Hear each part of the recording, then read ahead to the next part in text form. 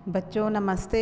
हम लोग अध्याय 2 जीवन में आया बदलाव अध्याय पढ़ रहे थे, जिसके अंतर्गत हम लोग ने इसके पहले वाले वीडियो में जंगल और गांव के निवासियों के बारे में पढ़ा, घुमक्कड़ लोगों के बारे में पढ़ा, गांव और शहर के लोगों के बारे में पढ़ा। ठीक है। और पर पाबंदियों पर के बारे में पढ़ा, किस प्रकार महिलाओं पर जो पाबंदियां की गई थी।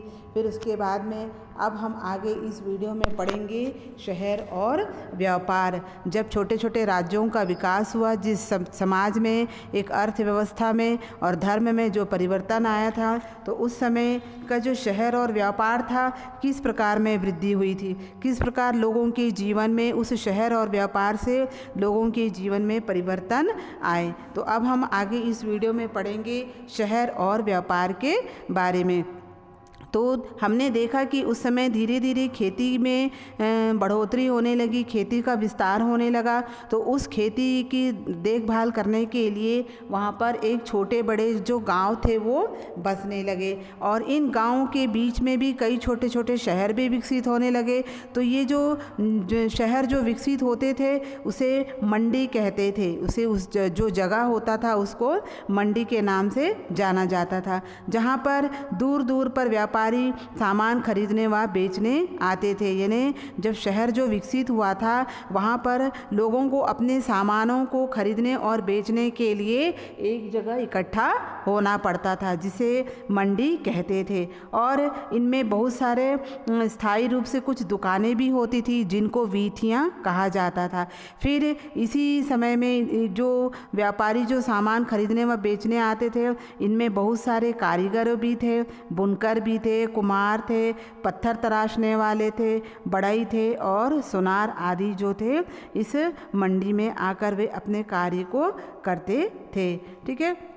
फिर धीरे धीरे शहर के जो शहर इस तरह विकसित होने लगा कि उसमें बहुत से व्यापारी भी आने लगे, कारीगरों भी आने लगे, और वो जो राजा थे इन कारीगरों के द्वारा, इन व्यापारियों के द्वारा वो बहुत बड़े भव्य बड़े बड़े मंदिरों को बनवाते थे, और पूजा करने व त्यौहार मनाने के लिए भी दान भी वो जो राजा थे उस मंदिरों को बहुत सी चीज़ें दान देते थे। तो इस प्रकार दक्षिण भारत में जो बहुत सारी मंदिरें थी, इसका वहाँ के राजाओं का बहुत बड़ा योगदान था। ये जो राजा होते थे वे अपने वंश की प्रतिष्ठा को बढ़ाने के लिए, ये जो राजा जो होते थे अपने वंश की प्रतिष्ठा को बढ़ाने के लिए, उस मंदिरों को सजाने के लिए, अलंकृत करने के लिए बहुत सी चीज़ों को दान में देते थे।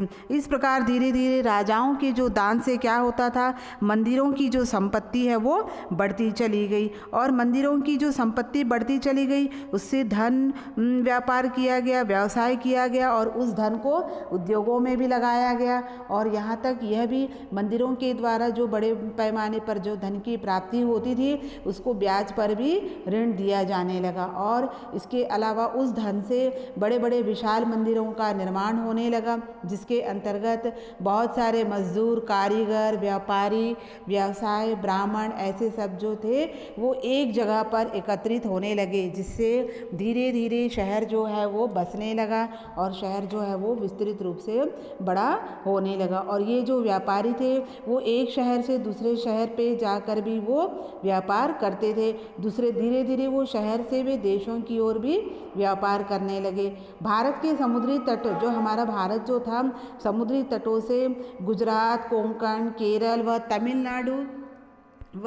तमिलनाडु और के बंदरगाहों पर दूर दूर तक समुद्री व्यापार होता था। तो बंदरगाह से तात्पर्य जहाँ पर जहाज़ रुकता है, जहाज़ रुकने का जो स्थान होता है उसको बंदरगाह कहते। तो उस समय व्यापार का जो प्रमुख साधन था वो जल मार्गों के द्वारा होता था, तो जहाज़ों के द्वारा व्यापार होता था। ठीक है। इसके अलावा जो चीन, दक्षिण पूर्वी एशिया और अरब देश जैसे ईरान और अफ्रीका में भी जाकर लोग व्यापार करते थे, और वहाँ से भी हमारे भारत में आने लगे। और धीरे धीरे दूर दराज से आए हुए लोगों की संस्कृतियाँ और धर्म जो है वो एक दूसरे के संपर्क में आए, और वे एक दूसरे की विचारों को वो प्रभावित होने लगे। ठीक है। फिर भारत से बहुत सारे मसाले, कपड़े, चावल आदि खरीद के भी वो अपने देशों को भेजते थे। तो इस प्रकार लोगों के जीवन में शहर और व्यापार के द्वारा बहुत ज़्यादा बदलाव आया। अब हम लोग आगे पढ़ेंगे अगली वीडियो में भक्ति आंदोलन, मंदिर व क्षेत्रीय भाषा।